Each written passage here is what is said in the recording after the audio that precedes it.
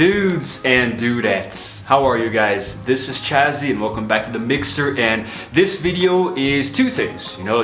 It is a direct continuation of the last video that I reviewed, The Forest, talking about a movie that happens in a Aokigahara forest in Japan, and it is also a remake of a video that I recorded quite a long time ago. I would say a couple of years already at this point, but because it sucked, and I'm doing something new on my channel here, a new direction that I'm taking, I've been remaking some older videos, to kind of make them look a little better here, and hopefully this is also going to be, in that category there of better remakes. Normally I'm against remakes, but when Hollywood does them, they suck. But I tried to do something better. I think I lost focus already and the video just started.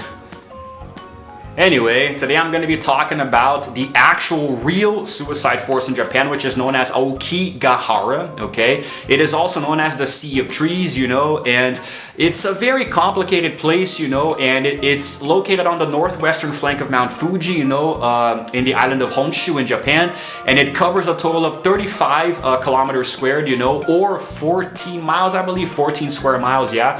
So it is a place where, as an outsider looking in, it may look like just a regular forest, it looks pretty normal. It kind of like seems like it's like you're just your average run-of-the-mill wooden area, and however, the thing is that it has actually a western edge that's actually really popular for visitation because there are several caves that fill with ice in winter, and a very popular destination for tourists and school trips in Japan, and parts of it are very dense, and the porous lava rock absorbs the sound, so it kind of gives you a sense of solitude when you visit the forest, but now, aside from the geography and the flora and fauna, there are quite a few animals there and plant life as well, but that's not what I'm going to be focusing on today, I'm actually going to be talking about why Aokigahara is called the suicide forest.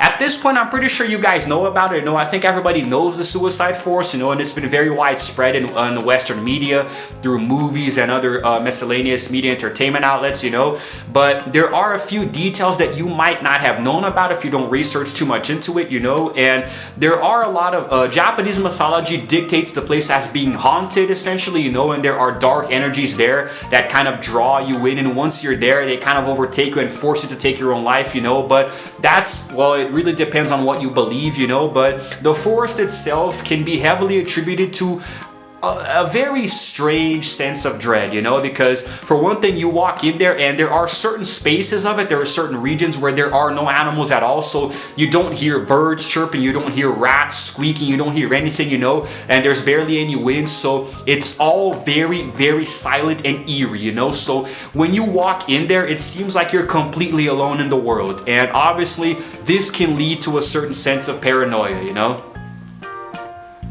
Now, the Japanese believe that the forest is filled with ghosts, it is kind of haunted, let's say, by the vengeful spirits of those who have died in the past.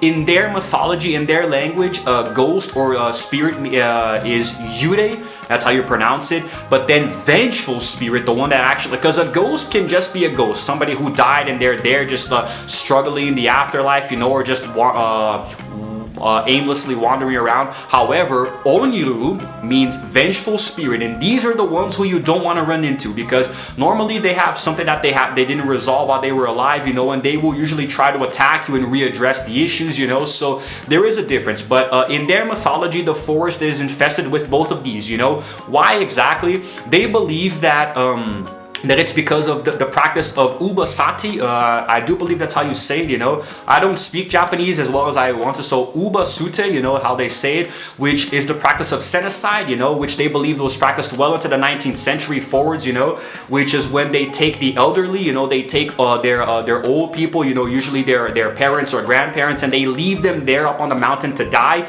and they just let them there, they just leave them there, and then when eventually these elderly, when they do die, when they do pass away from natural causes, they come back as vengeful spirits, ghosts who are very, very, very, furious, and they will kill anybody they see, So this is essentially how it works. This is how their mythology classifies it, and it's been associated with suicide ever since the 1960s. That's when the people started to go there to take their lives, and they do believe that when somebody goes there, it's because the ghosts get to them and force them to commit suicide, And ever since the 70s, 10 years later, there have been annual body searches, you know. The authorities, they go there to try and find the bodies of the people who committed suicide and try to remove them, you know, try to essentially clean up but like, I think that normally they would leave certain bodies there to sort of preserve, you know, the memory of the people who died. They kind of leave them there as like memorials, but I do believe that they essentially go there just to count how many bodies there are, you know.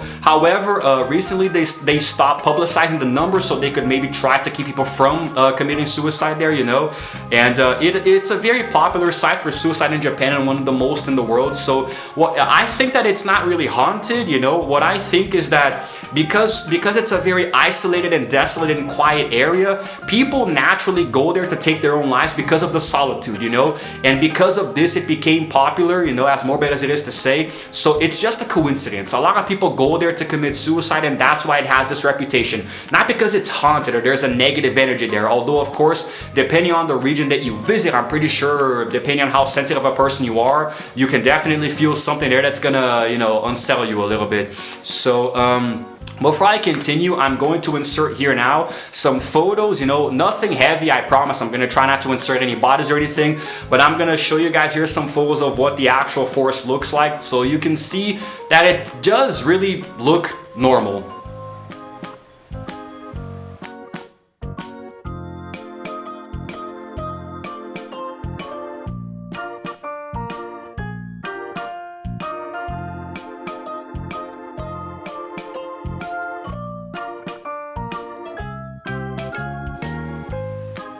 I gotta admit, just looking at some of the photos seems a little unsettling, you know. It kind of gives you an idea of just how desolate this place really is, you know.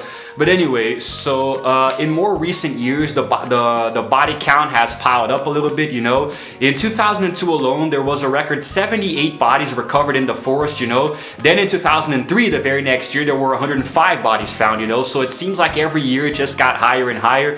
Then in 2010, the police actually recorded a total of 200 people who attempted suicide, of whom 54 actually succeeded, unfortunately, you know. And then it seems like the suicides, they happen more towards March, you know, which they increase in March because it's the end of the fiscal year in Japan, you know. And I don't know why exactly. Maybe it's because of low salaries, you know. I don't really understand. It seems like in from 2011 onward, they deduced that the most popular forms of suicide were hanging or overdose, you know. So people would really be, you know, very brass about, you know, like I don't know, man, it's hard to talk about. And it seems like right now, because of the rate of suicide, the officials now placed signs around the forest, you know, which encourages visitors who are having suicidal thoughts to rethink their decision, you know, and think about their friends, their families, and their other loved ones, you know. And they kind of urge them to turn back, you know. And there are several signs, you know, littered throughout the place. So they really try to motivate those who are suicidal to seek help, you know, and not go through with it.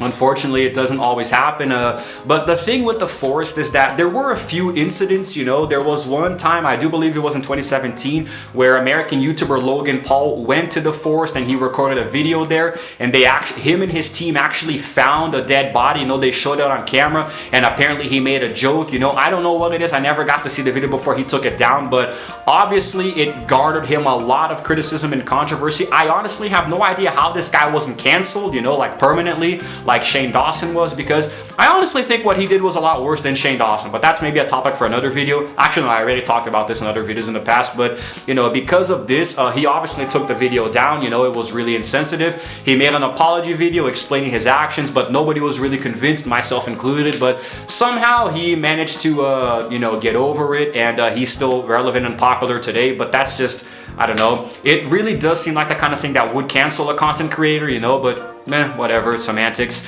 And the forest has its own mythology that I think is very interesting, although really frightening, you know, because it is reportedly haunted by the ghosts of those who were left there to die, you know. And sometimes if you commit suicide there, it is said that you may also come back as a ghost or a spirit yourself, you know. But usually if you're killed wrongfully, you know, or you're left there to die against your will, that's when you come back as the vengeful spirit, which is the Oniru. And apparently this is the danger there in the forest, you know. Now the Japanese obviously believe in this. This is their mythology. mythology, but us here in the West or any other parts of the world, I mean, like I said before, guys, I'm a very skeptical person. I have to see something to believe it. So, but of course, I'm not gonna tempt fate and go to the forest and call out for a ghost or something, you know. But I do believe that it could exist, you know, within their own little mythology, what they believe. But you can't deny that this place is incredibly creepy.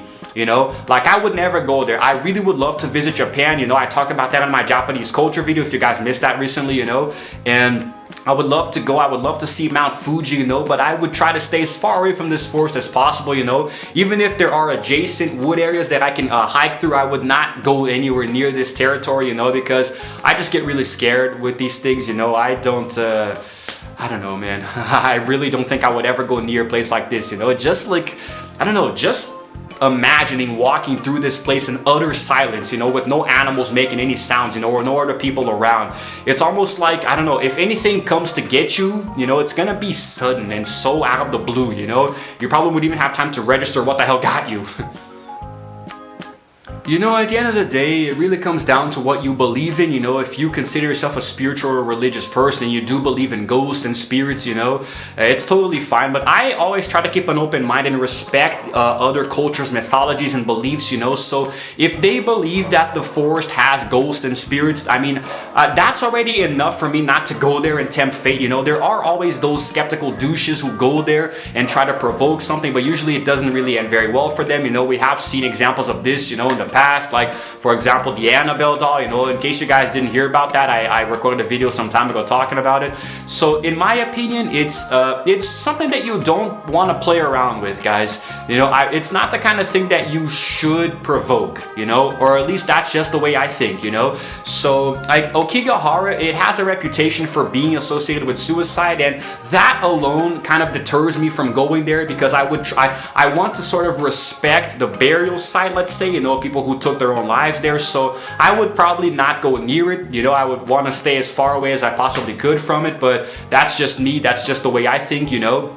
And yeah, you know, I think that's sort of it, really. I don't really know what else I can say. I gave you guys a pretty good rundown, you know, and I didn't really want to talk too much about the geography and the plants and animals, because that's not really relevant here right now, you know. I wanted to talk more about the actual mythology here behind the forest, and Japanese mythology really interests me, their history, you know, which is very long, vast, and impressive. So this is one of the topics that I'm very interested in, and I just wanted to get a video out talking about it, you know. And in case you guys didn't know about the forest, well, now you do, and I showed you some photos and possibly a clip or two. I don't even know what I inserted, but hopefully the video came out okay, and hopefully you guys liked it. All right, I'm gonna keep it short because there's really nothing else I can say. I just think it's really interesting, so I wanted to remake it here for the channel, you know, and add it to my mixer collection playlist. So if you guys have any interest about this, you can go look it up later, go read articles about it. It really is worth your time, in my opinion, you know. And if you happen to like this video, go ahead and give it a like, and also subscribe to my channel, because I release videos every single day.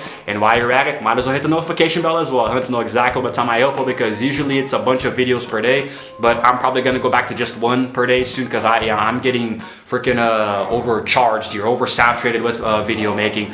Anyway, guys, that's it for now. This is Chazzy signing out for now, and as always, I will see you guys in the next video. Roll the outro screen.